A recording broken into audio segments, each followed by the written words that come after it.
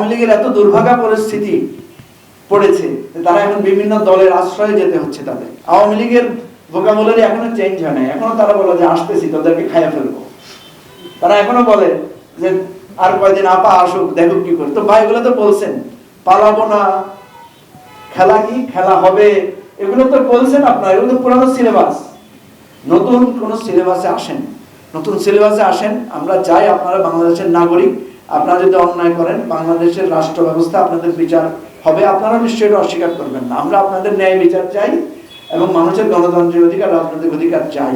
তবে সেটা স্বীকারোক্তির মধ্য দিয়ে, সেটা নিজের ত্রুটি বিচ্যুতি দূর করার মধ্য দিয়ে। আমরা স্পষ্টভাবে আওয়ামী লীগকে বলি যে আপনারা একটা গণহত্যা করেছেন, আপনারা লুটপাট করেছেন, এদেশের গণতন্ত্র নির্বাচন ব্যবস্থা ধ্বংস করেছেন, এটা আগে বুঝেন, স্বীকার করেন, দেন আপনাদের পথ খোঁজেন। এইভাবে কোথাও নোয়াখালীতে, কোথাও হাতিয়াতে, কোথাও দেখলাম যে চরের মধ্যে তারা মিছিল করছে, কোথাও দেখলাম যে 8-10 জন মিলে মিছিল করে তারা ফেসবুকে আপলোড দিচ্ছে।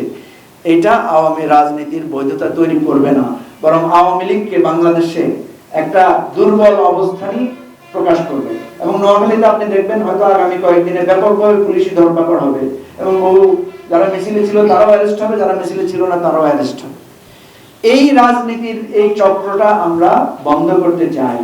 আমরা চাই যে একটা রিয়েল বাংলাদেশে, একটা রিয়েল জায়গায় আমরা আসতে পারি। প্রত্যেক অন্যায়, অত্যাচার, অবিচারের বিচার হবে, আবার মানুষের অধিকার সুরক্ষিত হবে। এটাই হতে হবে আমাদের রাষ্ট্রকে বিনির্মাণ, রাষ্ট্রকে পুনরায় ঘুরে দাঁড়ানোর পথ।